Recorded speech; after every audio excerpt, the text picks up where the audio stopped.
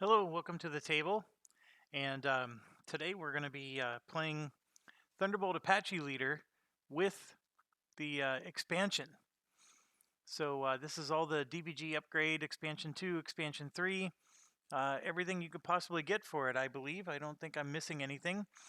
Um, also, you're going to see me trying a different format that I've done before for like Cloudspire or some other games. But this is format with a fixed camera, and the fixed camera is up above. Hi, and uh, we're gonna try it this way, so there's less moving around. And I also think that because the board's nice and small, it's not a very large game board. You can see what's going on really well. And one of the reasons I love doing this mode is this is a particular game where we're going to have pilots, and of course they're going to have equipment. And one of the things that we can do in a game like this is I can bring this over here, and you can see things really up close, and we could really talk about stuff in detail without me having to move the camera around all the time. Excuse me, I do have to move the card, which could be a little painful when there's a lot of components on it, but yeah, I mean, I can do that. And then as you can see, we can even set it off to the side and then look at the game board and talk about what's on the game board and make comments about that. So as I'm recording, there's a slight lag. So for example, when I move this card, it's like maybe a second later when the card actually moves on my screen. I don't think that's the case for you. I think it looks very seamless because I did do a test video and tested this out. But please forgive me because I'm always looking at my screen because I get to see what you would see. And I'm trying to make sure everything's positioned properly. And sometimes it takes a while for it to position things. But I hope you enjoy this format. Thank you to Rado from and yeah, the Rado from, I think it was Greece, that does all the board game reviews. He came up with this system. Mine is not as fancy as his. I don't have the $1,000 camera and all that other stuff. I also don't make the thousands in revenue as he does either doing this. In fact, I don't really make much at all. Anyways, and that's, of course, we're doing this for different reasons. So I'm here to have fun and let you guys join me at the table, and that's what we're going to do. Okay, so for those that aren't used to the type of videos I do, this first video is going to talk about the components and setup. And yes, sometimes I'm going to talk about components and you're going to say, well, that was a no-brainer. Why'd you just waste 10 minutes of my life? But that's how I do it. We go over everything. And if you're just interested in a playthrough, go to video 2. And I promise I won't do any playthrough until there. My only caveat in all this is that a big part of this game is planning. And I don't know how to record my planning.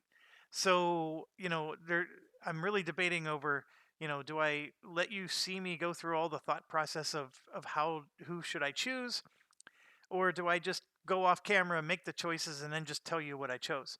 So if you're one of those people that doesn't want to see all that, just jump to video 2. And if I need a planning video where I'm just talking about my planning, it might be video 3, but I promise you I'll tell you at the beginning of video 2 if that's the case. So but as of right now, video 2 is going to be where I start the playthrough, and that means I need to get hopping here because there's a lot to talk about. Okay, the Dvg leader games. I'm trying to think of. There's basically 4 types of Dvg leader games. You have yourself the well, let's start with the original Hornet leader, right? That's your carrier airstrike naval combat. Well, it's not naval combat, but it's naval aviation. Versus ground targets. Type of game. And then and I'm going off of memory here, so I apologize if I miss a few. But then you have Phantom Leader, Israeli Air Force Leader, and I want to say that there was maybe one other one, but Zero Leader, um, and Corsair Leader. Yeah, so there's 4 of those types of game. So that's one type, and all 4 of them do essentially the same thing. There's just different flavors. Corsair Leader is, of course, World War II. Hornet Leader is more modern. Israeli Air Force Leader is a very unique one that it goes from World War II all the way to modern. It's a insanely wide range. And then you have and of course Zero Leader is just a counterpart to Corsair Leader. I haven't played that one yet. It's still in the Kickstarter, but it seems like it's Corsair Leader with a twist, right? Because you play on the Japanese side, and then the one Phantom Leader has some politics. So they mixed in some politics. So like every game has their own little twists, but at the end of the day, it's all Hornet Leader. It's all the Air Leader type games. Okay, this, as you notice, I did not include in that because this is what I would call a quote ground leader, and I made up the term. I don't think DVG calls it that. This one is ground combat, except we're doing it with air units. And I know that sounds crazy, and it's like, well, Jeff, what's the difference? You'll understand when we get into the sector map and things like that. This is a game that right here on this part of the board, and I have a lot of cards on the board covering things up, but right here is a front line, and so our base is here, and the enemy base is over here, and then we're going to have troops, and the enemy will have troops that are progressing, and if they take our base, we lose. So this is like you actually have forces on the ground. You can actually, I mean, I know in Hornet Leader they can sink your carrier, but that's just a mission where they attack your carrier, and if you lose that mission, you actually lose the entire campaign because your carrier sinks, right? Well, this is a ground warfare kind of thing, and hence the reason why I call it a ground leader game. And this particular one shares a lot in common with Sherman Leader and Tiger Leader. Sherman and Tiger being so similar these days, it's actually really hard to tell the difference between them other than you're just playing. It's just like the Zero Leader, Corsair Leader thing. They each have their twists, but they're almost identical. This game is unique among the 3. It has the same ground warfare combat mechanics that Sherman and Tiger Leader have. So if you were to play Sherman and Tiger Leader, or if you already have, you're going to recognize a lot of elements of this game that are the same. And that's the same. That's also true. Like if you've played Hornet Leader, and then you've switched to Phantom Leader, you're going to recognize so many mechanics that are the same. Same with Corsair, etc. This one has a lot of those same mechanics. Also with this one, these ground-based ones, you pick like a region, right? So I'm going to pick a region like Afghanistan, and it's going to look funky because anything green is not going to show up. So looks pretty cool. So you're going to pick a location, and then you're going to pick like what's the situation. It's like a situational card. So like we have in a general war, a slog, or whatever. That mechanic is the same in every ground leader game. This being one, Tiger and Sherman being the others. I think there's only 3 at the moment. I don't remember or recall any others. So then I said that there was 4 types. The third type is the submarine games, the Gato and U-boat ones. And then the 4th type is one that just deserves its own place, and that's the B-17, and it's its own animal. It's truly a unique leader game. Dean Brown did it. He's I never met him in person, but he's a friend of mine, and we do chat often. And he's a wonderful guy, and he came up with a fantastic game. And I think many would agree it's one of the best leader games out there. I like Hornet Leader the most because I don't know, I'm just a fan of that style. B-17 is a very close second in my book. Now, among the ground leader games, this one is my favorite. And I would say this is my third favorite leader game. I think I did a video where I ranked them. I don't remember how long ago. I don't even think Corsair Leader existed back then. But this one was probably my number 2 at the time, because I don't even know if I had B-17 Leader. But to me, Hornet and B-17 are at the top. This one and Israeli Air Force Leader are hovering in the second band. U-Boat Leader is a very I really enjoy that one. I think there's some awesome mechanics in that one. And then we just go down from there. Sherman and Tiger would be somewhere in the middle to low end.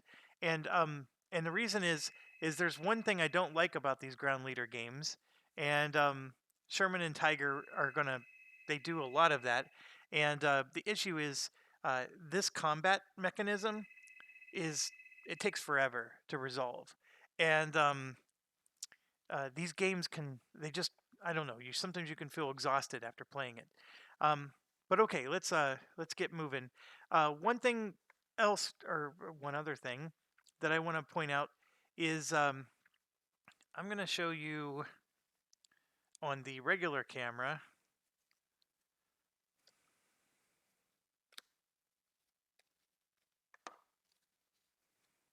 Or no, you'll be able to see it, I think, on this.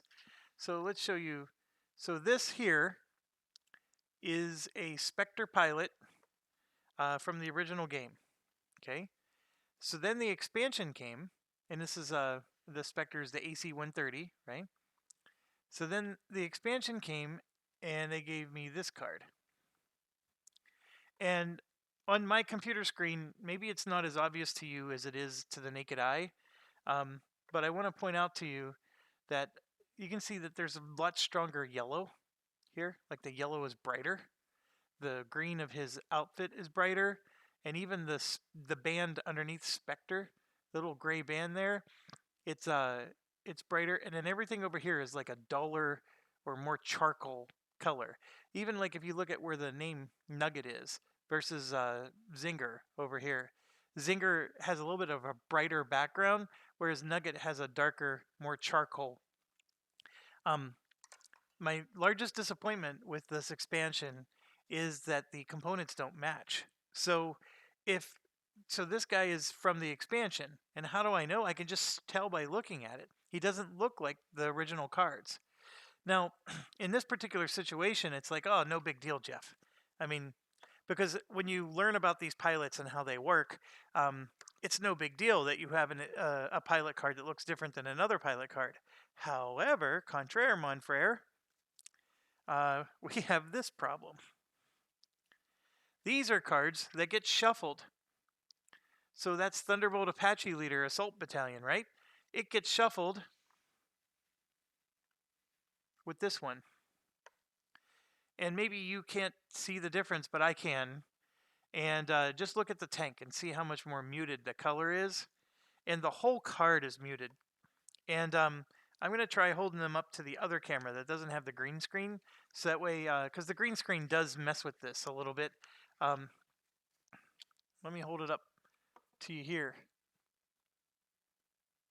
So which one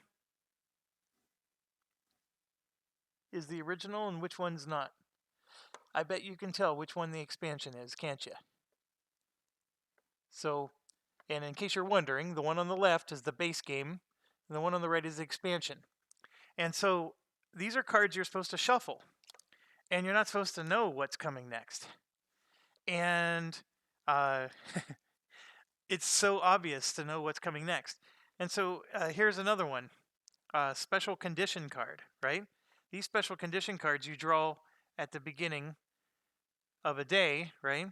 And it's going to impact your day. Like it's going to cause some kind of special event to occur.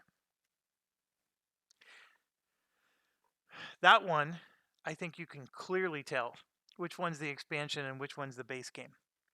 Can you tell the difference? I sort of wish I had some feedback right now, but from my perspective, this is like, it's not even close.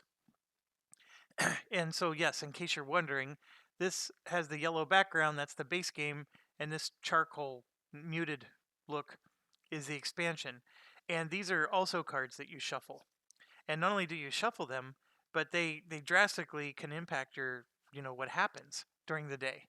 And so there's now new events that came with the expansion, and it's going to be real easy to know that, okay, well, tomorrow it looks like we're going to have to deal with um, an expansion. Now, there's a classic trick that you can do. So when game developers do this kind of crap to you, and it is crap. I mean, I don't know, because like, how does it pass inspection? It can't. And somebody had to have looked at it and said, "Oh, that's no big deal." And that's the part that makes me a little frustrated. But what you do is you actually just turn the deck upside down like this, and then you draw from the bottom. That's the only way you can mitigate these types of issues. Now, I don't know if I'm going to do that per se, because there's so many decks we have to draw from that when you turn them over like that, then you can't remember which one's which. So I'd have to make like some kind of cover card that says this is the special condition deck. So I don't know. I mean, if DVG were to send me one of those, I'd be very happy, and I have no problem with turning the deck upside down then. But it's not just that. It's also when you're drawing events for your mission. So here's the deck of cards shuffled. So you tell me, can you tell? I think you can, or you should be able to. And so just by looking at it, which ones are the, where's the expansions? Where's the base game? So, okay, enough of that. I think you get the gist, and I just find it to be very disappointing. So now let's talk about components, and then we can get rolling. All right, one of the things that you're going to run into from a component perspective is I have well, maybe I'll just pull it out of the tray and show it to you. You're going to have a whole bunch of these types of counters. So this particular counter here is just Halo. It represents a particular pilot named Halo, and then it looks like it's a what are those? I know it's a Warthog. That's what I always call them, an A10. So Halo is probably one of the A10 pilots, and if I go in here, I have them all sorted, by the way, and you're going to want to do the same. Every type of plane that's in the game has its set of pilots, because the pilots can only fly that equipment and nothing else, okay? So somewhere in here is probably Halo. Oh.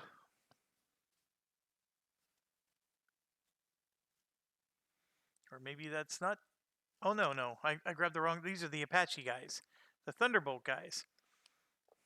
Yeah, that's the Thunderbolt. So yeah, right there is Halo. So there's a particular pilot. So if we pick Halo, that one token that I just put out goes with him. Okay? It's as simple as that. That's all that token is for. It is important to be able to know which plane goes with which pilot, because you may have multiple Warthogs out there or whatever, and you're going to have to get it all straight. And this is how you do that. So a large number of your components are going to just be those. Just punch them and sort them however you like. You only need to find them at the beginning of the game, and then after that, you should be good. And sorry, just getting a cord out of the way. Okay, now one other thing I wanted to point out is that there was a Dvg Upgrade Kit, which is different than the expansion. So in the Upgrade Kit, so like this is the expansion, right? And that has that charcoal. We already went over this, right? But in the Upgrade Kit, we got stuff like this. So what I'm trying to get at is that there's actually 3 different shades of color. And the upgrade kit was at least a lot closer. But it's still bad. I don't know what else to say. I mean, it's just the whole thing is a mess. And where was Halo, by the way? Here it is. Okay. The other thing you're going to want to do is you have 3 cards of each pilot. And what they represent is the different promotion levels of the pilot. It starts at green and it eventually goes to, I guess, legendary, which is also interesting because the other one goes to ace. So the expansion pack has legendary, whereas the non-expansion pack has ace, the base game. So they didn't even line up the language. But this is petty. This, to complain about that is petty. I mean, you know what legendary means. It's just they use legendary instead of ace. That's not a difficult challenge to overcome, but it's still, just one of those little those things that just make you go and here we go. So this is actually a better example. So right here is the expansion. This is text for the base game, and then they sent me a text replacement in the upgrade kit, so they fixed some stat on his card. Can you see it? If you had it right here in front of you, it's super easy to see, but the text here is just slightly darker, and then this is even darker. So little, the upgrade kit wasn't so bad. This is drastically worse. But the 2 texts, for the upgrade kit versus the base game, that one you could live with. But anyways, enough of that. So you're going to have these types of counters. And it's going to have an A, an S, and there should be one that has C. Here we go. And a C. Okay, so what those are is you have the assault counters, these are support counters, and command counters. Those will make sense later in the game, but it probably would benefit you to sort those accordingly. But yeah, those will come out later. And that's going to represent the troops, and they're going to go here on the front line. And that represents, the different battalions that are advancing on you. And some battalions are going to be command headquarter type battalions, so they won't move. They're just going to stay back, just like our air base isn't moving either. We're going to be in the rear as well. You're going to have a whole bunch of units. They're going to look like this. So, sort those accordingly. And then you're going to have units that, and whoever, I loaned this game out to somebody, and they definitely left a mess for me to clean up here.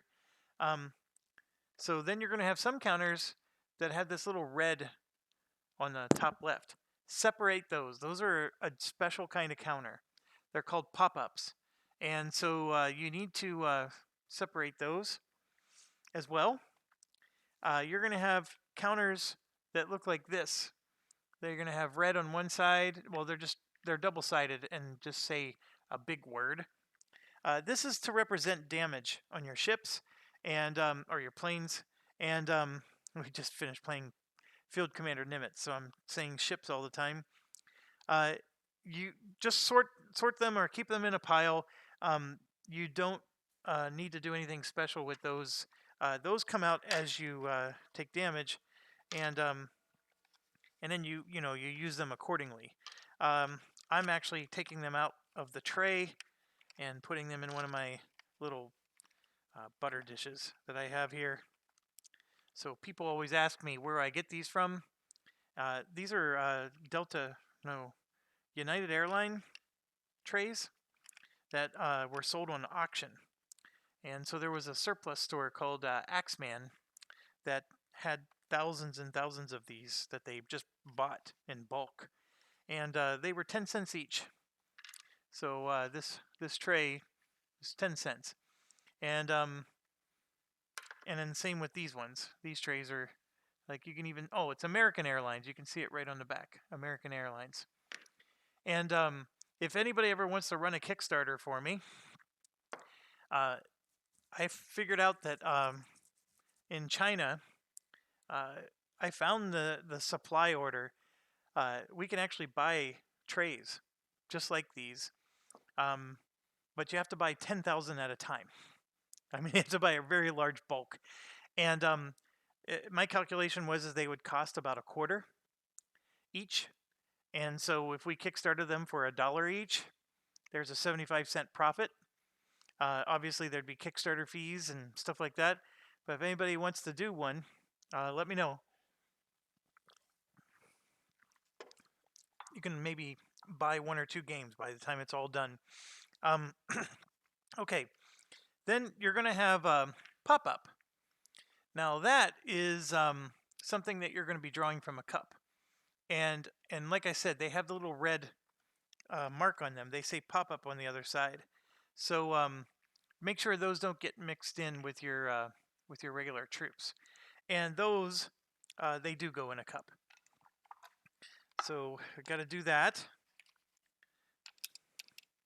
And of course, the biggest mistake you make is you have pop-ups that aren't in the cup, or you know, vice versa.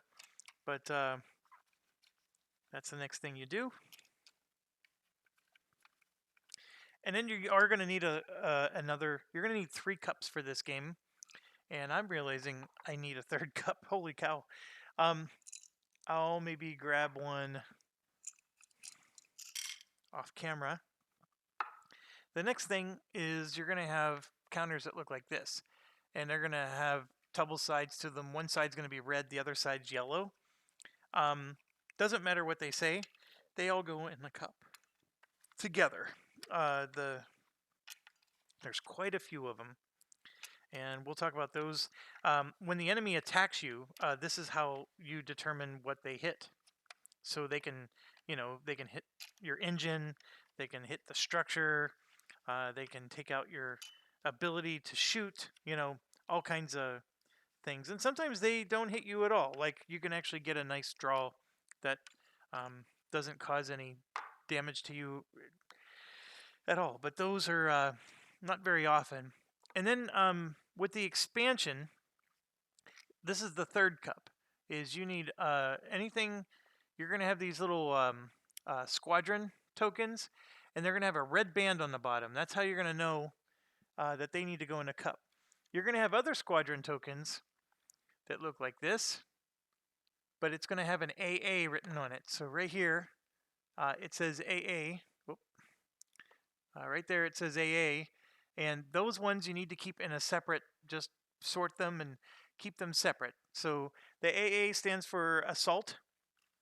And then you're going to have these, which need to be separate from everything else. These are damage counters for your troops. And there is yet another one you're going to have to keep separate, and that's these. And they're going to have CAS written on them for close air support. So basically, the way this works is you're going to have assault troops, you're going to have close air support squadrons, which is what this is. These are the tokens you're going to draw to determine whether your troops took a hit. And then these tokens with the big numbers on them is how you keep track of your hits. So it all sort of works together. But the CAS squads versus the assault squads are 2 different types of missions. So don't get those mixed up. They're definitely different. And then also with the expansion, you're going to have some special counters, 3 of them. And they're going to be a data, a hostage. Looks like I grabbed another hostage. The 3rd one's a VIP. There's a VIP token as well. All right, and then like I said, you're going to have a ton of aircraft. I think the only aircraft that I'm putting my hand out, yep, So there's one more aircraft that's off camera, and it's basically it's a UH-1, and so uh, you're going to have the different types of aircraft, and so this is different than Hornet Leader if you've ever played it. Like with Hornet Leader, the pilot and the aircraft are one and the same. It's just one card. So if you were to pick like a UH-1 in Hornet, the UH-1s don't exist in Hornet Leader, but just bear with me. If you did pick one, the pilot's name would be somewhere on here, and then the pilot's skills would also be on here. In this game, it's possible that the equipment can get destroyed, but the pilot's still alive, stuff like that. In a Hornet Leader, that would just be represented by, well, you keep the card, the pilot survived, and he just gets himself a new plane. With this one, that's not the case. You have to buy the equipment separate from the pilot. So you're going to recruit a pilot on his own. And so with this UH-1, for example, we have, and this is, by the way, expansion material, I believe. Yes, and how do we know? Because of the charcoal colored. So it's called the Iroquois, the UH-1. And so you can see here that we have Shepherd and the UH-1, and then we have Whisper. Those are the only two pilots in the game who can pilot that type of equipment. So, so as far as the game is concerned, if you want to have a UH-1 in your game, you would just have to purchase it, and we'll talk about what that means. But then you have to also pick a pilot to pilot it, and so Shepherd or Whisper are your only two choices. There's no other pilot you can pick in the game. So that's one of the things that you need to be aware of. Is some of the pilot decks are very small, and this is actually a perfect example of that. The one pilot deck that was small in the base game was the F-16.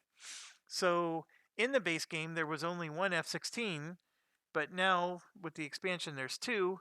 And yes, you could see the charcoal. So you can tell. I won't even point out to you which one the new one was. 802, 802. So you can definitely. I mean, from statistics perspective, they're exactly the same. And then what they did was they actually gave us a few more pilots. We only had one pilot last time. So if you played the base game, you were Mohawk if you took the F-16, because that was the only one you had. Now they gave us two more, Ripper and Dart, and they gave us an extra one, so we could actually have two F-16s in our game if we wanted to. So they did some nice things like that with the expansion. There are I know I'm saying what? There are unmanned aircraft. So various types of unmanned aircraft, and so they excuse me, they each have different stats and maybe slightly different functions, but they more or less do the same thing. But the big thing is these are equipment that you don't need to have pilots for.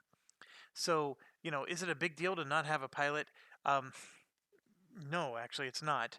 I think the one nice thing about unmanned aircraft is that you get some nice little perks with them. And the best I can explain is they're sort of like the AWACS was in Hornet Leader. And I apologize if you've never played Hornet Leader, because that won't mean anything to you. But if you did, that'll make some sense. There's two different types of unmanned vehicles. One is more of like a scouting type and just gives you reconnaissance over the area. The other kind actually has weapons, and you can actually shoot and kill things. So I don't want to belabor, going over all the different equipment, but there's quite a few helicopters, if you haven't figured that out. And, because they called it Thunderbolt Apache Leader. The Apache deck is the thickest deck of pilots in the game, and so are the number of Apache helicopters. So I think you're meant to have an Apache in this game. The Warthogs, or the Thunderbolts, or the A-10s, are the second largest, and that makes sense too, hence the reason it's called Thunderbolt Apache Leader. Now, I bring this up because Dan Verson himself laughed when I told him this, and I had the original Tiger Leader, and then they came out with an upgrade kit. Well, when they did the upgrade kit, they got rid of all the tigers. There's only one tiger in the entire game now. And I was hoping that with this expansion pack, he was going to put more tigers in, because I told him, I said, you called it Tiger Leader, but everything you own isn't a tiger. It's just a bunch of panzers and panthers and stuff like that. I mean, there's one tiger in the game, and he laughed quite a bit, and I just said it was just, you needed to name it something different. This one is called Thunderbolt Apache Leader, and guess what you have the most of? That's the way it's supposed to be. When I play Hornet Leader, guess what I have the most of? Hornets. The Tiger Leader game has one tiger. And they had more than one in the base game. It's just that after the upgrade kit came out, they actually removed them. So I think they might have one. They might have two tigers and one. No, it's one tiger and one tiger two. King Tiger. That's it. We'll find out, because maybe we'll do that one next. But yeah, I opened up all the expansion pack, and there's not a single tiger in there. I'm so disappointed. There should at least be another tiger in a Tiger Leader game. I understand that you don't have tigers in 1936. Get that. But there should have been a lot of tigers in that game. Okay. Or at least more than one.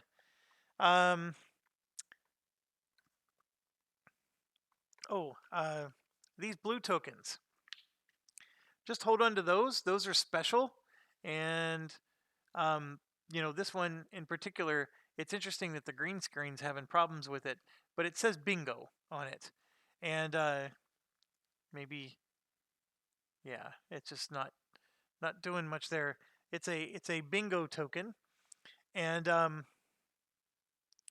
it looks like that. And those are those kind of tokens come out when you're doing the missions, and they're just meant to mark the various things that happen while you're on a mission. You're going to have all kinds of munition tokens. We'll talk about those when we actually start playing. And as far as setting up your game goes, sorting these counters is like the largest task. You are going to need one of these sheets, that they give you. I find the sheet to be very helpful, so no worries there. I wrote down some rules that I know I'm notorious for forgetting when I start playing, and so this is all about, like, when can you spend SO points, and SO points are like the currency in this game. Think it's like the dollars, or the it's special operation points. It's how you buy your equipment. It's how you do anything in this game.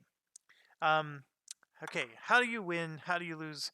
Well, what we do is we pick one of these location cards. We pick an objective card, and then the two together defines what our game is going to be. And once we do that, we set up based on what those cards say, and then we proceed into the game. But what's interesting is there's a campaign setup here, and let me show it to you. I think I can get this in here for you to see. So you can see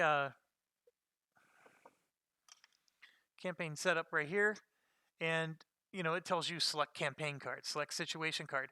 We're literally going to go through those steps in this video before we start the playing, and so let's do that. And now I have this situated right next to the game board, like so, and I know that some of it's chopped off. I want you to see what it actually has. It's basically going to have a campaign and situation card, and these are the two cards that we're going to pick. Like, so let's say we're going to do Libya and rapid deployment. Well, that's just going to stay there. It's a static thing. Just to remind you, this is our objective. This is the pilot cards, which I don't even use. You're supposed to put all your pilots there. I keep them out separate because we need to see the pilots, and they all have stress and status and things like that. And then this is supposed to be for your aircraft cards. Again, I don't use it. So those two, so this part, the left side of this is going to be cut off on the screen, and I'm attesting to you that I'm not going to even use. Let me get those out of the way. I'm not going to use it. So this campaign setup, which is on the left side here, there's campaign setup. This is going to be empty. This is going to be empty. That's going to be the campaign card we select, and this will be the situation card. But beyond that, we're only going to be using this side of the sheet. And then this is actually helpful too, this part here. That's like a good reference card. Okay, so let's do that. Let's start with, and it'll be easier if I put it upside down, and I know it's upside down for you guys, but so right here, you can see our steps. It says select campaign card, and then select situation card. And then we're going to determine and place battalions. So we're going to go in that order, and maybe I'll just do this from time to time. So right now we're going to select the campaign and situation card, and let's talk about those. There is a new campaign card that came with the game, and it's this one. It's the Afghanistan card. And yes, it's very green, so some of the text here is going to be gobbled out. But it's considered an expert mission. They try to tell you if a game's going to be easy or not. I think they recommend that you do Iraq. If I can find it in here. Yeah, Iraq is the introductory mission. So I think it's the only one that has the introductory rating. So it's pretty easy, the Iraq one. But when you're playing your first game, don't be prideful and say, oh, I don't want to do that. It's the perfect game to play for your first time. Now, I know that when most people do recordings, and I don't know if anybody did a recording of this game, I guarantee you that's the one they pick. Because anybody who records videos, they take the laziest, easiest possible thing. And so then they end up playing the same mission that you're going to end up playing. I don't know. I mean, I guess I've done that too, but part of me is like when I did Hornet Leader, I played the World War III mission, the toughest one in the game. And part of what I want to do is I want to show you how, first of all, how does an expert play the game, which is going to be different than how you play your introductory Iraq game. And then secondly, I just want you to see the game, like in its entirety. Now, because they put handcuffs on you with the basic stuff. So now here's the dilemma with a game like this, and it's the same dilemma we had with Hornet Leader. So with Hornet Leader, that mission took place in 1986. Well, there's equipment that didn't exist, like the Lightning. The Lightning 2 didn't come out until like 2014 or something. You had Hornets that, the basic Hornet, I think Hornet C was in existence, but Hornet, F, E, and F did not exist yet. So there's certain planes in this game, and they have years attached to them. And I can show you here. So here's the Harrier Planes, right? These are the Marine Harriers. You can see there's a 1985 written on them. So if you pick a mission that is after 1985, then you can use them. If you pick a mission before 1985, then these are not eligible for you to use in the game. And so when you look at Iraq here, it's 1991. Afghanistan is 2020, which is very interesting. And then I'm looking here, so World War III in this game is an expert game. That's 1986. There's a 2011, 2013, 2001. So the Harriers, I think, are eligible for every game in this one. And they're double-sided, by the way. Well, there's a 1984, Libya. So the Harriers would not be available for that one. So if you played Libya, you can't use the Harriers at all. So that's one of the weird things that you're going to have to sort out. So what kind of planes do you want to play? Do you are you from a Marine background and you just have a love for Harriers? Well, you don't want to play Libya then, right? Because you can't use the Harriers in Libya. And then there's, so let's do this real quick round robin here. This is the AC-130. There's only one in the game, and it's 1995. So if you did World War III or any of those other missions, or even the Iraq introductory mission, you can't use that. The Warthog is 1976. So there's a 1976. Now there's a Warthog, I think it's a C. Yeah, so it's an upgraded Warthog. That didn't come out until 2006. So it's going to have some extra perks and features and be a little bit better. It's going to be digitized, have smarter computers in it and stuff. The Apaches, the AH-64. The Apache A is 1986. So that's where the Libya one is pretty bizarre, because if you play Libya, you don't even have the Apache, or you'll have the Thunderbolt though. So then there's the Apache D, which didn't come out until 1997. Okay, I think you're getting the gist. So if I go through these, next is the AH-1, which is a helicopter.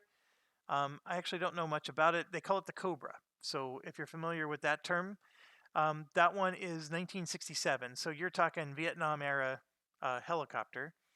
We have unmanned aircraft, and there's quite a lot of them, like I said, and the years vary. So we have unmanned aircraft from 1995, and some of them didn't unlock until 2009. And I honestly didn't take the time to look at what's the difference between them. I think some of it is that the more recent ones have weapons on them, whereas the older ones did not. And they have the scout keyword, which is really good, and we haven't talked about that yet. But scouting is, unlike in Nimitz, it's something important. Okay, then we have the F-16s, which came out in 1976. The expansion pack, I'll take the time to show these. This is the MH6, and it's called the Little Bird. I'm actually not familiar with these at all. There's nothing super exciting about these, to be quite honest with you. They do have some unique ordnance on them, and maybe we'll figure out like why they're useful once I pay attention to the ordnance, because you do have to pay attention. He can only use this type of ordnance you see here. There's nothing else that can be used. So I need to study that a little bit more, and there might be some unique thing that makes them powerful. And you can see they came out in 1980, so they're a pretty old helicopter, and we'll figure out what their purpose is. They're also very cheap. I forgot to mention that. This is the cost. So it costs only 1 SO to get one of these. So that might be the power behind it. If you want the F-16, or yeah, the F-16, that costs 5. And then the Warthog costs 8. Holy cow. And then the upgraded Warthog costs 9. See that? So yeah, you can get a cheap helicopter. It only costs 1 when that costs 9. That's a big deal. The AC-130 costs 10. I think that's the most expensive one in the game. But man, oh man, if you see one of those, it's worth every penny. Now here's an expansion one that costs 9. These are the Lightning IIs, or the F-35s. So they have stealth ability and all that stuff. I don't know how that translates into this game. But they were in Hornet Leader, and I loved Hornet Leader for this purpose. Like, these were the type of planes I enjoyed having in Hornet Leader, and they did not exist in this game, but now they do. And then last but not least, we have the UH-1, which, and it's not last actually, I just realized there's 2 more from the expansions. So the UH-1 has a keyword transport. Now that is important for the assault missions. So everything that's involving these troops that we're talking about here. So you need to have transport capability to transport troops if you want to use these expansions. So I'm with the impression that you're obligated to buy at least something that transports, or otherwise you won't be able to accomplish the mission because you can't transport any of the troops. The Warthogs and the Apache helicopters, there's no transport on them, and I didn't see like a retcon where it's like, okay, now that we have the expansion, you can transport with the Apaches. I think uh, it's just purely an assault, 2-man, or one pilot, vehicle. So this is a transport helicopter, probably more than anything else. It's a cheap one, right? Because it costs 4. But yes, you're going to need a transport helicopter, and that's the Iroquois. That's the one we talked about that only has 2 pilots. And then I forgot, there are 2 new ones here. There's the Blackhawk, the UH-60, and it also has a transport value, and it costs a little bit more, but it also has a lot more attack capability. And there's a lot of pilots for that one. And there's 3 Blackhawks that came with the expansion. So you can actually have several of those and redo your own Blackhawk down, I guess. And then there's the V-22, the Osprey. They gave you 1 of those, and it costs 6, but it has a transport value of 10. And that's all it does, is it just transports. But it transports a boatload of stuff at 10.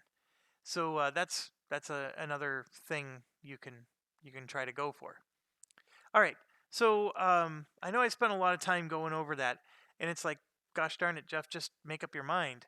I just wanted, if you're watching this video, for you to get a feel for all the options in this game. And obviously, for example, the UH-1 goes back to 1959.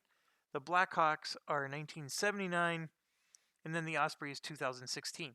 So, the different transport choices you have change based on what year you play. But what we're going to do is we're going to do Afghanistan. That's why I've sort of had this out here for you to look at. It is the new one that came with the expansion. So, of course, let's try the expansion one. And it's a expert mission, which means it's going to be super hard. And it has... Now, what you're going to see here is this is the score at the end of the campaign. If I score that many victory points, that's the evaluation I get. So I want to get more than 23 on this particular one. And then it says, as a special rule, start the campaign with 5 less SO points. I never like that. That actually annoys me. But that's the first thing we're going to do. Now, this 27 is how many SO points I start with. So it's really bizarre. It tells you to start with 27 SO points, and then it says start with 5 less. So why wouldn't it just say 22? That I don't understand. From my perspective, it's, they could have just left this blank down here and just said 22. But we start with 27, which is not a lot. If you played with Libya, you get 33. Even the World War III one, you get 43. There's a lot more points to be had in other ways. So 27 is very constrictive. And I may change my mind because I want to show you the different types of planes because they actually attack in different ways. And with 27, but actually 22, I'm very restricted in what I can do. But that's the idea. The other side they gave us was Iran, which is an advanced one, but it's hostage rescue. So draw 2 pop-up counters for each high aircraft at high value. Normally you only draw 1. So this one, you get a lot more pop-ups if you are at high altitude. But see, that one only has 25. So it's a very stingy SO points. Now, what's interesting, though, is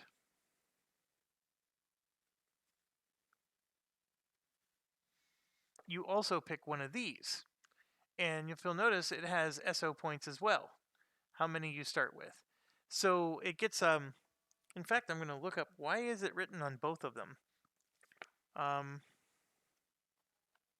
Oh, no. My apologies. My apologies. And those of you who know how to play, you're probably screaming at the screen, Jeff, how did you make that mistake? Oh my gosh, I'm so sorry. This is the SO points here on this one. What this is this is the battalion score. Oh my gosh, I'm so sorry. Scratch everything I just said. This is the battalion score. So what you're going to do is you're going to draw enemy battalions until you get 27 points worth of battalions. So actually this is going to be a smaller game than this because 43 points worth of battalions is going to be a lot. You're going to have like a big war going on. So this war is not quite as big. Oh, my apologies there. I feel so bad. And then that makes this makes a whole lot more sense because yeah, you're going to start with 5 fewer SO points because the SO points is determined by this card over here. And they gave us Slog,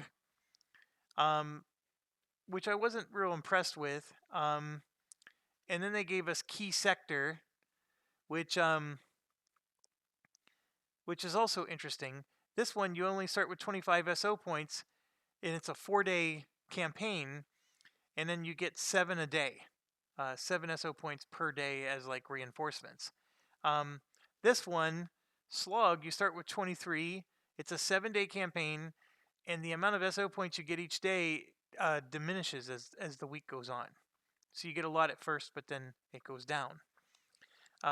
There's quite a few more, and the one I generally like is General War. I'm always a fan of that one because it's 8 days, and you know me, I always like the most epic long thing possible. But the 8-day ones are always the best. But you only get 4 points a day on this one. And it says start with 18 extra VP of enemy battalions. You start with minus 15 victory points. And so it really hampers you in the beginning because this is basically it's a full-scale war. But I really do like that one. And I know we could try the Slug. It's 7 days, which is almost 8 days, right? Because I like the 8-day ones, and it comes with the... Oh, the other thing I like about the General War is you get more points. You get 33 points to buy ships and stuff, and then you can have a nice variety of things.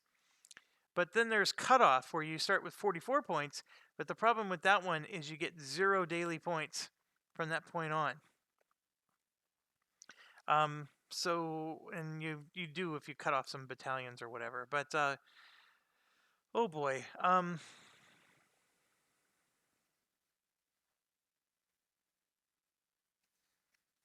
I almost want to randomize them because there's pros and cons to each one. The thing with General War is it does make the game a lot more epic because you start with minus 15.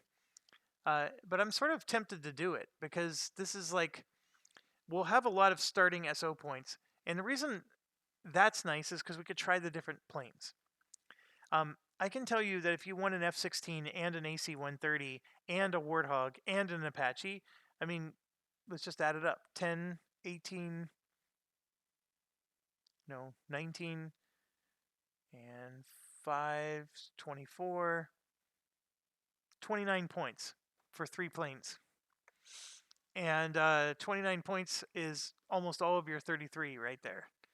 And then you have to subtract 5 because we're playing Afghanistan, so that 29 points is gone.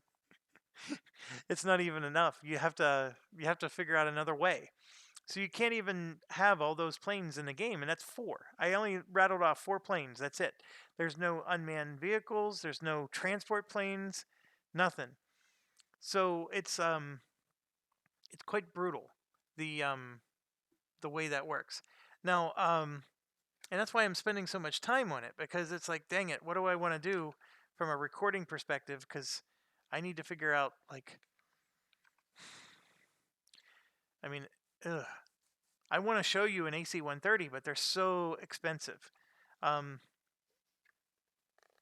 what I'm looking at is, can I save SO points and buy more pilots and planes later? Sometimes you can. I just don't know if this game lets you do that. In Tiger and Sherman Leader, for sure you get to do that.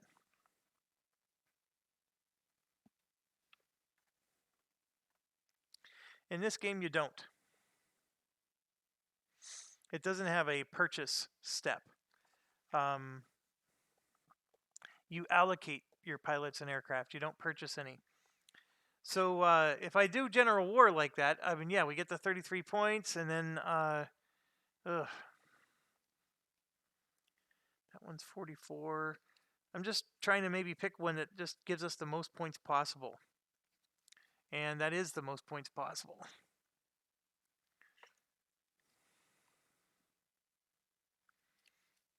Maybe I shouldn't do Afghanistan so I can get those 5 extra points back. What's the other side? It's a 1981. I was hoping to try the stealth bomber, so let's try. He needs 2016. So I think Afghanistan's the only one that has the stealth bombers. Yeah, it is. You have to do Afghanistan. So the type of plane that I'm looking at here is this one. Afghanistan mission's the only mission you can use the F-35. And it's got an amazing speed on it. So that's cool. It has all kinds of bombs, and then it has a +2 to attack helicopters. It's, to be quite honest, it's all you need. So I think if you did Afghanistan, you're going to pick this and not pick the AC-130 and not pick the Thunderbolt or the Apache, because this guy is quite good. The fact that he can't hover is a little bit of an issue. How many pilots do you have? Well, they give you 2 of them. So you could buy 2 of them for 18, and then you just round off your troops from there. My challenge, folks, is I don't want to just show you one plane in this game. And it looks... So Afghanistan looks like it would be a load of fun to try. And the unique thing about Afghanistan is you get to play with that particular type of plane. And this is the only mission that would let you play with that plane. So we may have to just say no to the Lightning 2, and let's try to find something that's a little bit more well-rounded, right? Let's find a different mission that may not be quite as restrictive, or that one's, it's very specialized. And I think after you've played this a few times, I heavily recommend you try it, because it does look interesting. And yeah, having those would be quite good. Iran is actually a really good standard one. Israel defense is really good. North Korea, Pakistan, World War III, North Atlantic.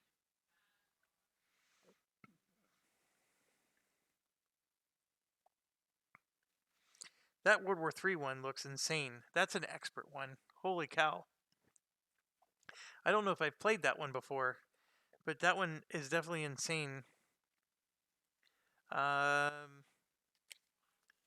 So if you're looking for just a standard game, Iran is awesome, because every time you destroy a battalion, you get an SO point. So it's a nice way of just getting an income, right? And so it'll be forgiving to you for other reasons.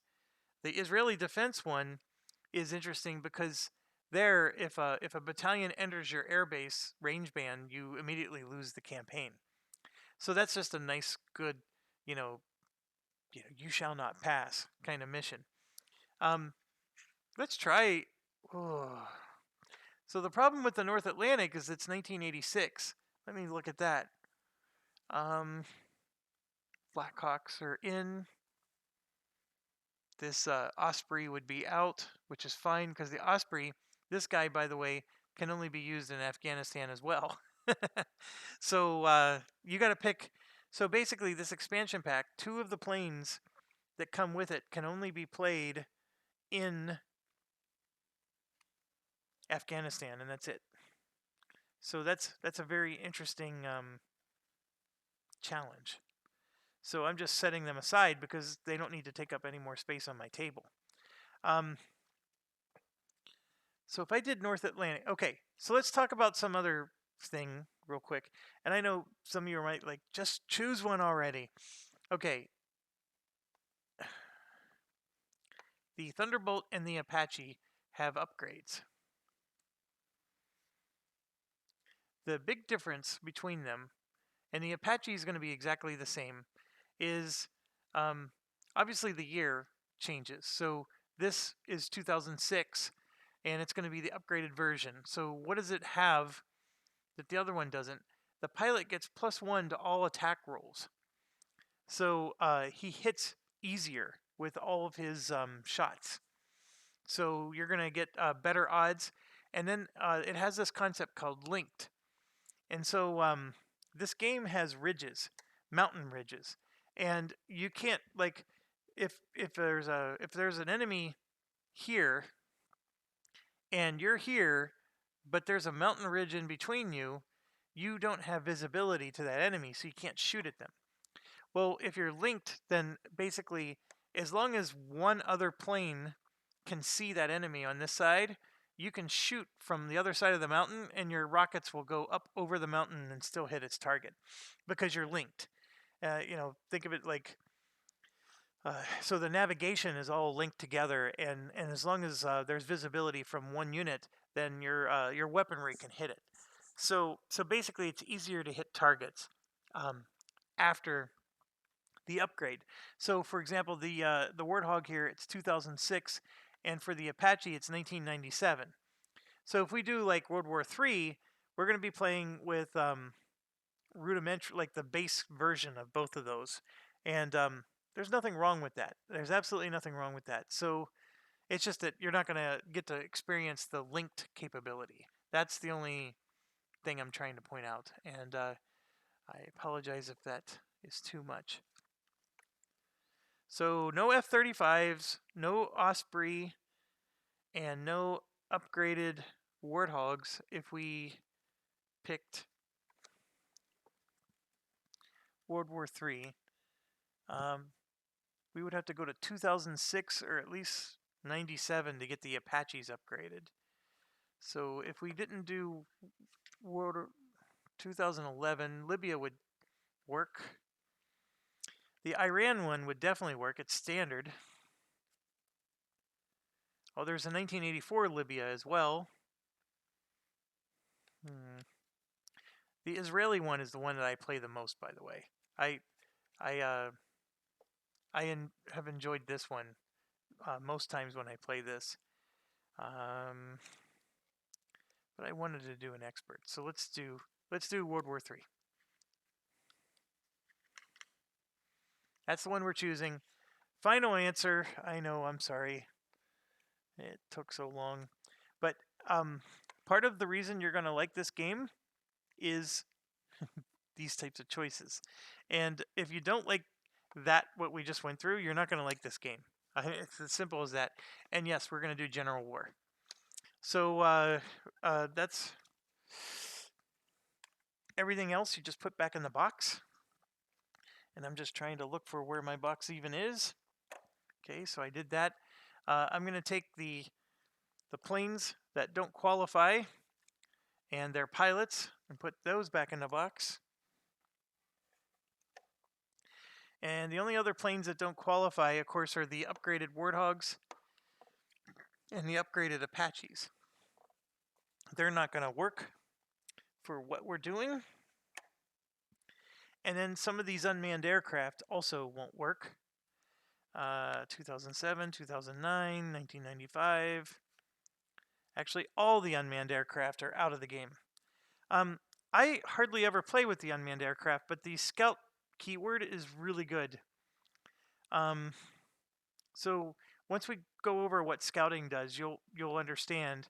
And then also, these guys give you the linked, so they do that linking thing. So if the unmanned vehicle can see the target, then you can shoot it from the other side of a ridge or a mountain. So yeah, that's the problem with this, is by choosing what we did, we restricted what we can actually use in the game. And there's no getting around that. Even when we played Hornet Leader, it worked that way. And so let's keep going. What am I at? I'm at an hour. Yeah, I knew I was taking a while on this one.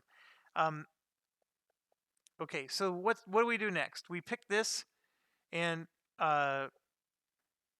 this has a whole bunch of rules on it. We'll talk about those in a second.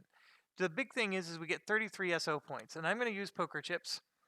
So 5, 10, 15, 20,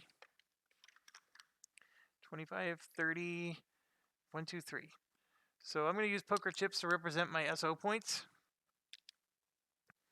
And I'll just put them here in the middle of the board right now. You know, we could also put it over here, I guess, and you know, use it there. But the thing I want to draw your attention to is this 43. Okay, that plus the section below. So that section below says 1, 4, 7, 8, 9, 11, and I have to reach across the table here, so forgive me. And I got a lot of cords when I go high tech like this. Okay. So you have terrain tokens that have a number on them. And so all this is saying is that we need 1, 4, 7, 8, 9, 11. So I'm just going through, like for example, 17 is one of them. And 16, 8,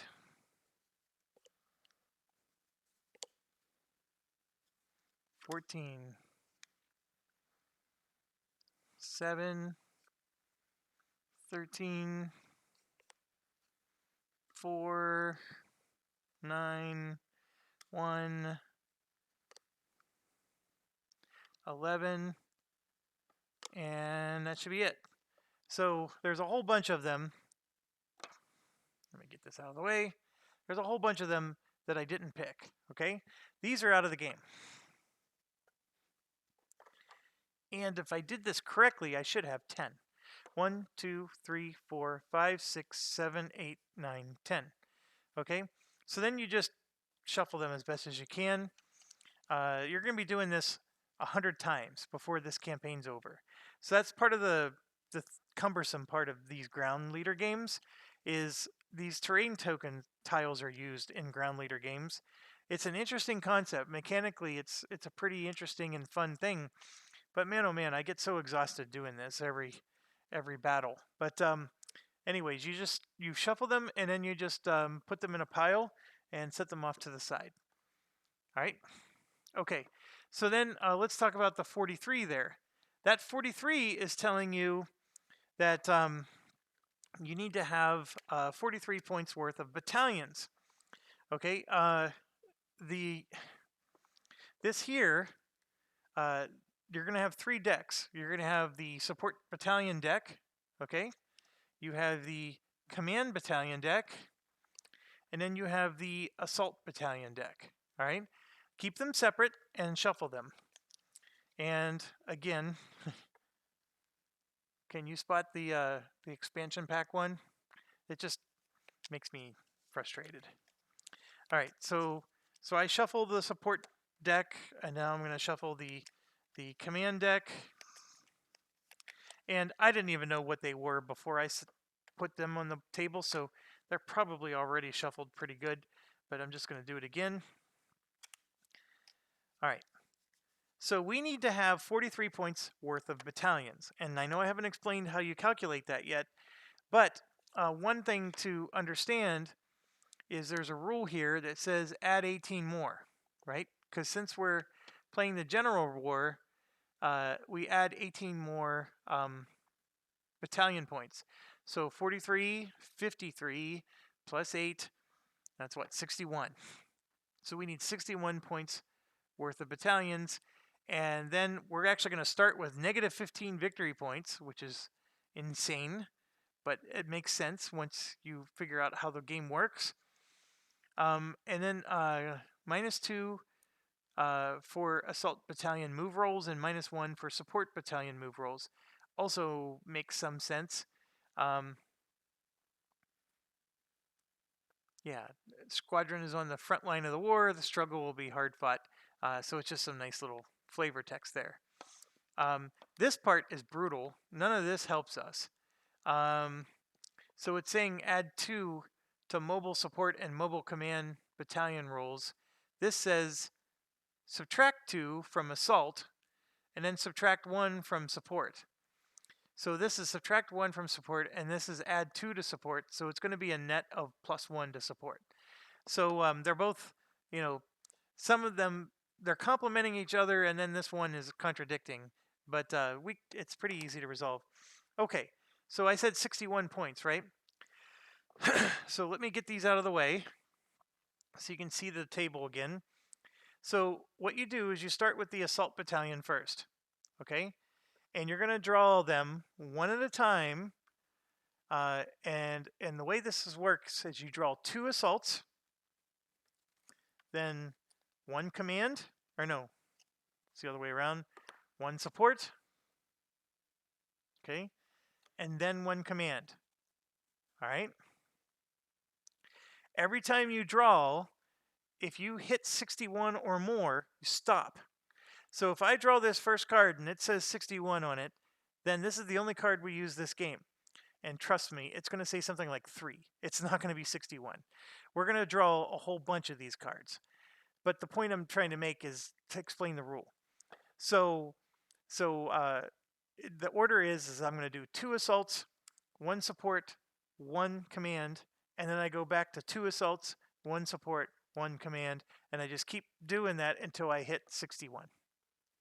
And if you go over 61, that's fine. Just stop. Don't keep drawing. The moment you hit 61, stop drawing. And it doesn't matter that it's 64 or whatever. Okay, so the first one I draw is this. And it's a 3. So that's what I mean. I mean, that's 3 points right there. And let me make sure. Because now this 14-4, that is the strength here. Because if you add up these numbers, so 2 AAAs, 2 anti-air, 2, 4 is 6, plus 2 is 8, plus 6 is 14, plus 2 is 16. There's like 16 total troops that are on the board. But I just want to, it's been a while since I've played this game. Although I do know how to play, just want to make sure I'm counting the right number, because I just mistakenly thought the battalion points was SO points, like a dirky dirk. A dirka.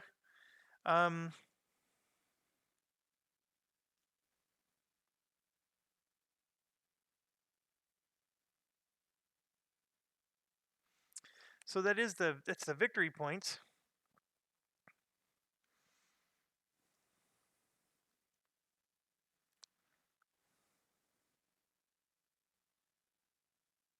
Yeah, it's victory points. Okay, my apologies. All right, so we have 3 that we need out of the 61. So then I'm going to grab another, so now I'm at 8. And I'm going to do a support. And it's probably good to keep them separate. The support is 6 there.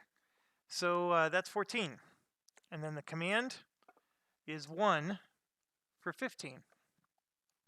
Then we go back to the assault. 2 more for 17. And 4 more for 21. And then support 1 for 22. Command 3 for 25. And then 4 for 29. 2 for 31. 4 for 35. 3 for 38. 3 for 41. 3 for 44. 2 for 46. 4 for 50. 5 for 55. 2 for 57. 1 for 58. 2 for 59. And there's 3 for 62. So, believe it or not, I still actually had cards left. Although we took almost the entire deck to do this. that is a little crazy. Actually, I may have just agreed to do the most insane game of this ever. So there are some cards left, but whatever cards you didn't draw are just out of the game. So you can put those back in the box.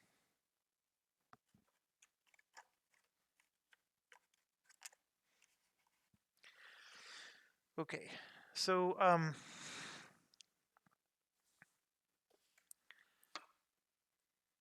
yeah, I'm at an hour 20. I'm probably easily going to go another 40 minutes, folks. I apologize, but so what you then do is the battalion cards are going to have this little number on there. See that says 3A. Now this 3 means victory points, but 3A is what you're interested in now. And then what you do is you go into the battalion thing, and somewhere in here is a 3A token.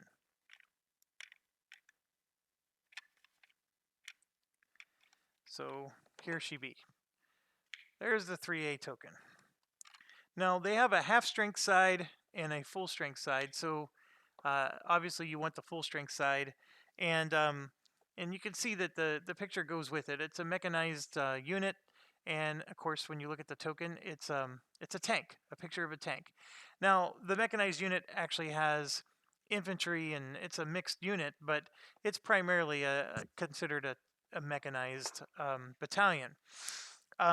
So what you do, and that's not to say that infantry can't be mechanized. So the part of the board that you need to pay attention to here, and that's why you might see me moving things out of the way, is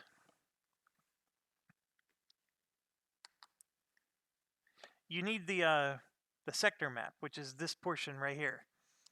Okay, so I can't zoom this in for you, and I'm looking for my pen because it's a nice little pointer, but we'll use this one, I guess, since I can't find it.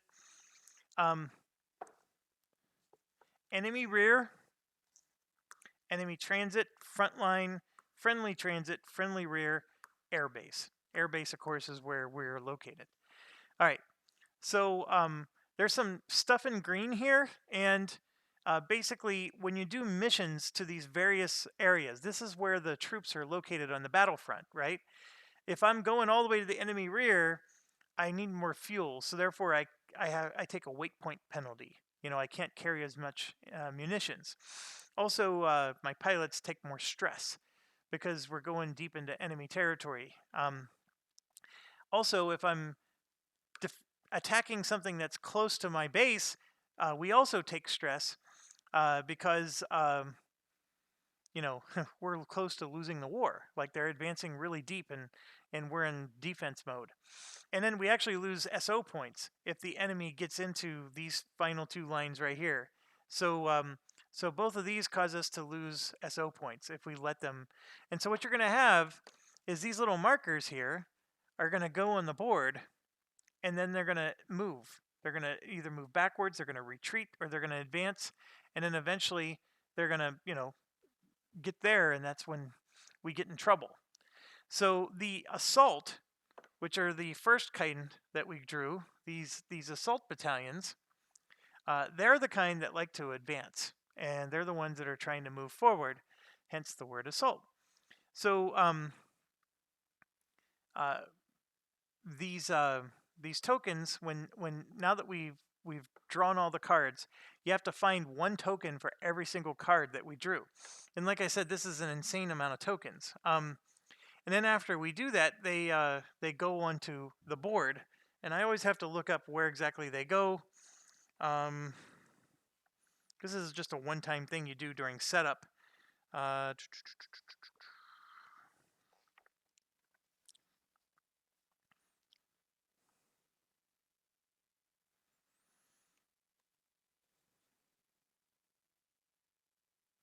Each battalion is designated either assault, support, or command.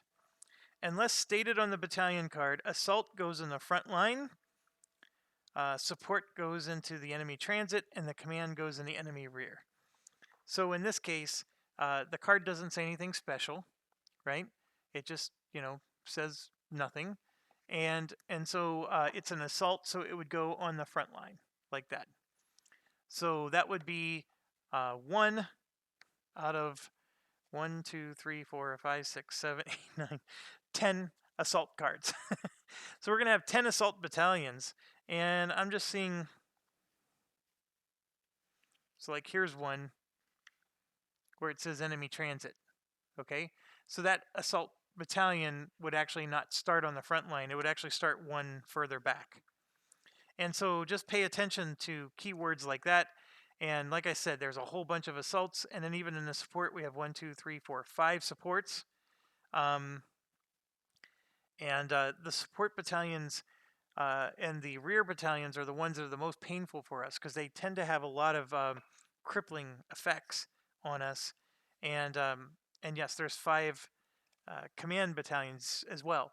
So in the early game, we're going to be probably trying to hit the stuff in the rear, and it's sort of like, this is where the game gets pretty cool because it feels thematic. We're trying to take out their command HQ, and then when the command HQ falls, it's easier to mop up the assault troops later, right? Instead of just trying to take on the frontline troops, and if you allow those command HQs to exist in the rear, then it gives them all these bonuses that makes the war harder for you. So that's the part about this game that it feels very cool. And why would we go after the command? Well, it's because, you know, these cards right here, like look at this one. Lose 2 SO points at the end of each day. And that's true for as long as that thing is at full strength. If you can reduce it to half strength, then great. That doesn't apply anymore. So this is going to be one of the first things we're going to want to do, is take out that artillery, right? Because that artillery is ruining our life. So that's what I'm talking about. There's going to be stuff in the rear, and we're going to definitely want to take that out.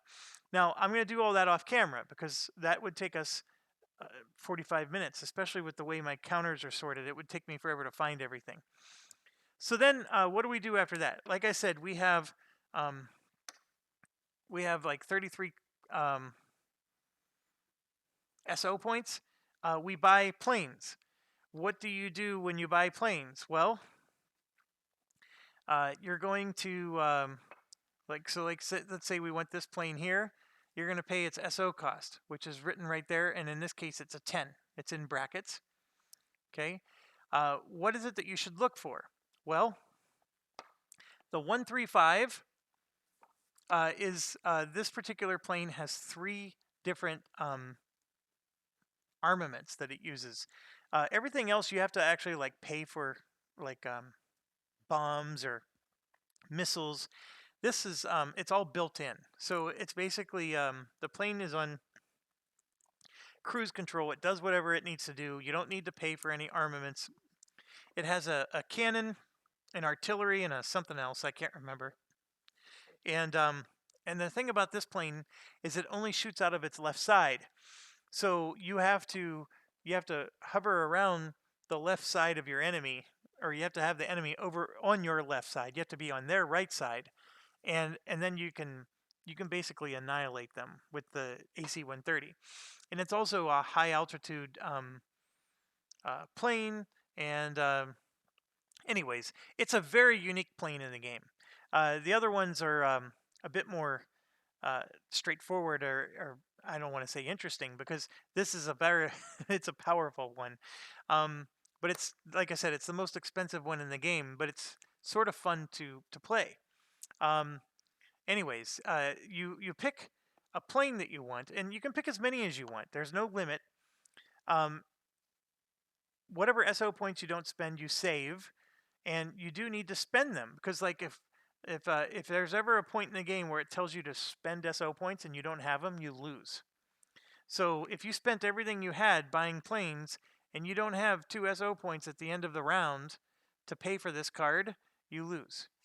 So that's something you got to keep in mind. But remember, right now is the only time you get to buy your equipment. So you can replace equipment that gets destroyed. It costs you victory points to do that. But you can't buy new equipment. So what you start the game with is what you have. All right, but it's one thing to pick the equipment that you want.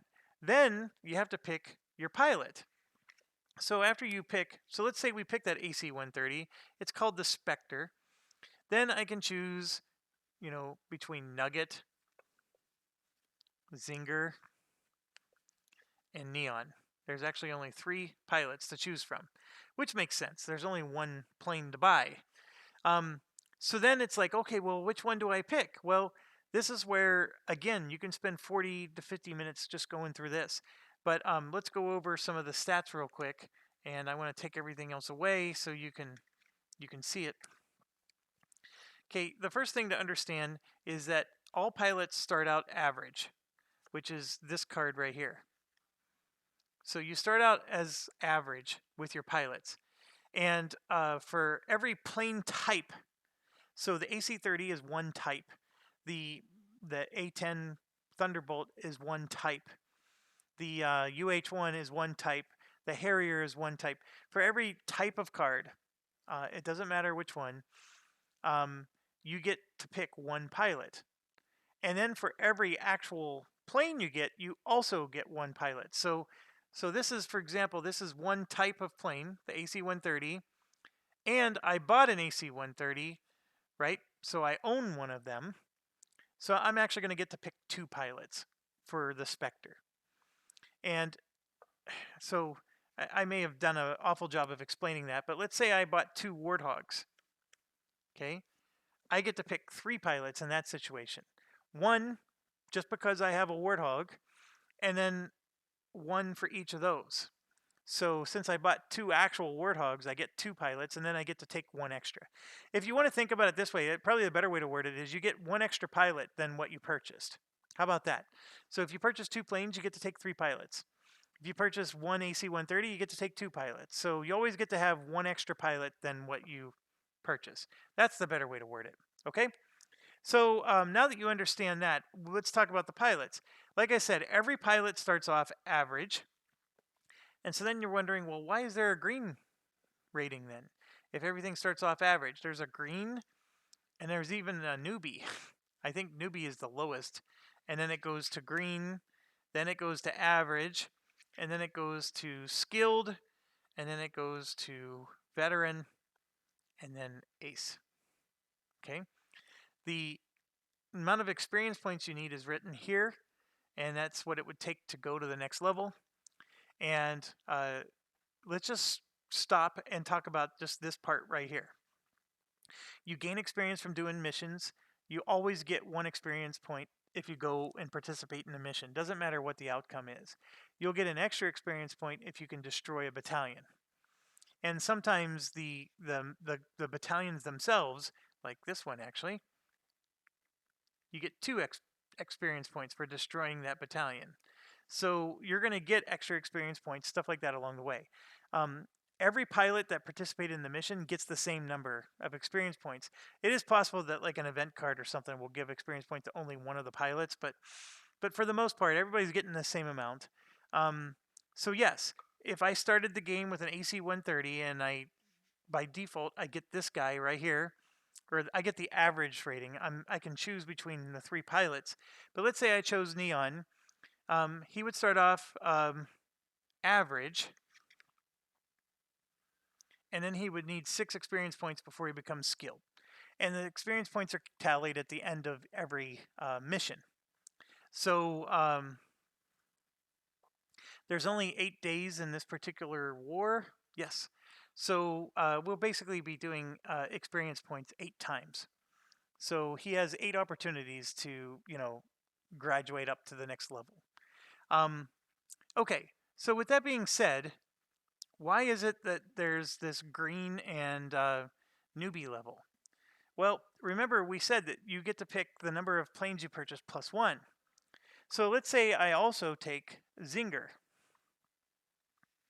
right? So I'm going to put Zinger out here. And Zinger, of course, is also going to be average because all pilots start off average. Well, one of the decisions you get to make in this game is you can say, I'm going to demote one pilot to promote another. And it has to be within the same type. So what I can do is I can say, okay, Neon's my guy. I don't care much about Zinger. He's just my backup pilot anyways. So what I can do is I can demote him from average to green, and in doing so, I get to promote Neon to skilled, and that's all free. The cost I paid was demoting the other guy. And then I can say, okay, well, no, Zinger's going to go from green to newbie, and then I'm going to go from skilled to veteran, which is still not at ace level, but I'm basically guaranteeing I'm going to start off with a veteran. And so then let's stop here, and then let's talk stats now. And it's really nice that you can see a newbie versus a veteran right now, because here you can see a newbie slow, the veteran's fast. What does that mean? If you've played any leader game, this is all the same concept, but fast means he will get to shoot before the enemy, and slow means he doesn't get to shoot until after the enemy. Okay, that's pretty powerful. I don't want to say that it's the king of stats, but it's a powerful one. It's a very, very nice one to have. Okay, the Canon Strike is whenever you're attacking any enemies in the same hex you're in. So if I move this out of the way, this is a hex right here, and if I'm in this hex and I'm attacking an enemy also in this hex, then what kind of bonus would I get? And what this is saying is he doesn't get a bonus. Neither of them do. And so let me show you a Harrier pilot, and you can see that Harrier pilot gets a +2 for his Cannon Strike. So he's a lot better. Now, here's the thing to understand. The AC-130 only flies at high altitude, okay? And the other thing to understand is these numbers that you see right here, I need to roll better than that number to hit. So a 1 is a guaranteed hit. A 3, so basically it's going to hit once. I think the 3 means it'll hit twice, and then if I roll over a 5, it hits 3 times. So this is something that you don't need a plus bonus, because the plane is just so awesome it hits on its own. Whereas with the Harrier, you need a 7 to hit with the Harrier. You got to roll a 7 or higher. So having a pilot with a +2 like that, this +2 means that now I'm hitting with a 5 or higher. That Harrier pilot, even though he has a much better, to hit chance than the Spectre pilot, is still going to hit less often than the Spectre pilot will. So I'm hoping that's making some sense. I mean, when you're looking at this particular type of pilot, that being a blank is not as big of a deal. Now, standoff is hitting somebody 1 hex away from you. So not all aircraft can do that. And when you have your munitions, some munitions can only hit in the hex you're in. Some munitions can hit more than 1 hex away. And if you're hitting 1 or more hexes away, that's what standoff is used for. So this Spectre pilot at a veteran level actually gets a +1 to hitting things that are more than 1 hex away, which is pretty decent. And then obviously the difference between him and a newbie is the newbie gets a -1 to his roll. Okay, every time pilots go on a mission, they gain stress. If they gain more than 7 stress, more than 7 stress, which is right here, they become shaken. Whereas the newbie will become shaken after he gains only 2 stress. So the newbie is a lot more scared and nervous. Now, when you become shaken, you get a -2 to all your rolls, and it's pretty bad. You don't want that. So what the cool is at the end of the mission, you get to remove 1 stress for every cool value you have. So if he had a cool value of 5, he would remove 5 stress. So in this case, he always reduces 1 stress, whereas the newbie doesn't reduce anything. So whatever he gets, he's going to have to hold on to. Okay, so, and then the last thing is the evasive. So there's different evasive numbers, and this one's an evasive of 7, and there's another one with an evasive of 5. And I think, at first I thought that was a die roll, but I don't think it is. Let me look that up real quick. I think that's a hard number, which is awesome. An evasive of 7 means that he avoids 7 hits. And no, I'm not saying that incorrectly, I don't think. Um, you decrease the number of hits by the amount of this skill. It also adjusts the number of hits an aircraft will take from mission event cards. So a high evasive is really, really good. And I think the reason why this guy has such a high evasive number is because, remember, these are planes that fly high in the sky. So anti-aircraft and things trying to hit them, that's not an easy target to hit if you're up in the higher area. And just to give you perspective, that Harrier pilot we were just talking about has an evasive of 1. See, that's more normal, okay? The AC-130 was probably a bad example to show you what what these guys do, but that's the stats are still the stats. I mean, it's still the same. So the AC-130 is like a bit of a tank. He can fly over some nasty stuff, and he can take it down, and he can maybe do things that your other equipment can't, because sending a helicopter into certain hex zones is just a death trap because of the way the enemy is set up. Whereas the Spectre can come in from up high, he can shoot it from one space away, and he has an evasion of 7. So the enemy has to do more than 7 hits against him in order for him to even draw a hit token. Okay? So very, very powerful. It's why I said the AC-130 is worth showing you, because it's such a different plane. But so you need to do this with all of your planes that you purchase. You have to pick one more pilot than the number of planes that you pick. You can do this little shenanigan where you demote one pilot to promote the other. I recommend that you do that, by the way, and don't find any shame in that. Having a veteran pilot is huge compared to an average. I think you'll find that they're going to be much more effective, especially if it switches them from slow to fast. Now, here's the problem you're going to run into. At some point in the game, this green guy is going to have to go, because you're going to get so much stress that this guy's going to have to take a breather. And then you're going to have to send out the newbie, and then your life is going to change.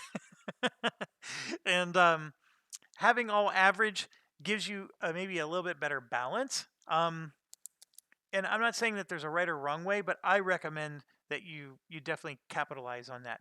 Now, I did break down, because this is one of the things that I always forget, is during setup, you can spend 1 SO point to promote a pilot per level, and so without demoting anybody. So if I wanted to make this guy an ace, I can't demote him anymore. He's as demoted as he goes. I can just spend 1 SO point and promote him to an ace. Or maybe I wanted this guy to stay average, right? I want both pilots. Well, then I could have promoted this guy 3 times by spending 3 SO points. And there's no limit. You can, if you want to spend 4 SO points to go from average to skilled to no, I'm sorry, that's 3 SO points, right? Skilled, average to skilled, to veteran to ace, skilled, veteran, ace. Yeah, that's 3 SO points. If you want to spend 3 SO points to promote your pilot, go for it. But just understand that 3 SO points is enough to buy a helicopter, or a cheaper one at least.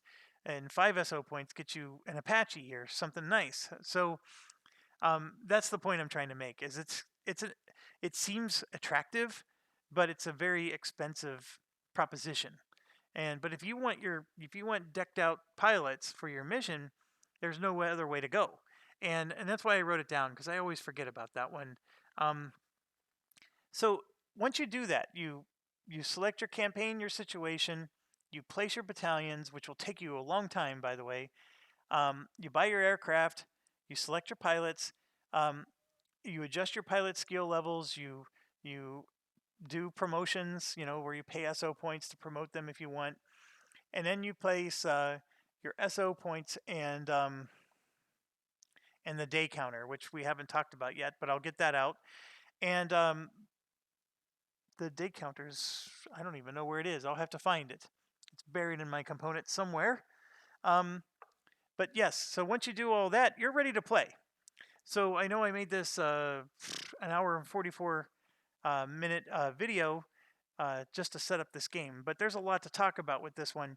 And in between now and the next video, I'm going to probably spend another hour, I guarantee you, of just me deciding what to do and which pilots to take and what, because there's a lot of very difficult decisions for you to make here.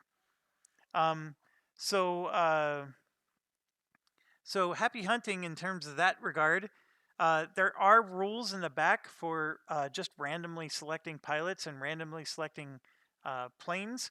And if you do that, you actually get 4 extra SO points for the mission. I don't really think that that's worth 4 extra SO points, but if you're the kind of person who doesn't want to waste time doing what I just did, or what I'm going to do as soon as I pause this video, by all means, look in the back of the book. There's a nice little explanation for maybe how to do that. And yeah, you can get yourself some extra SO points and then just hurry up through this process and get your pilots right away.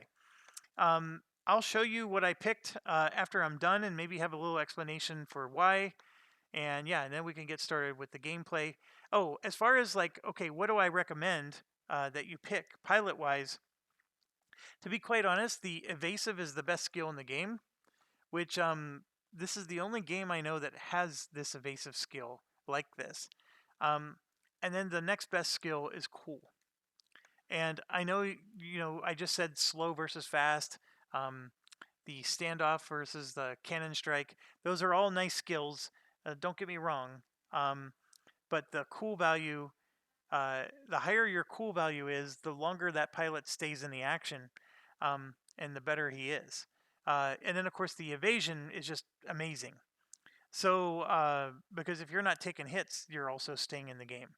Now, part of playing this game is to not get hit.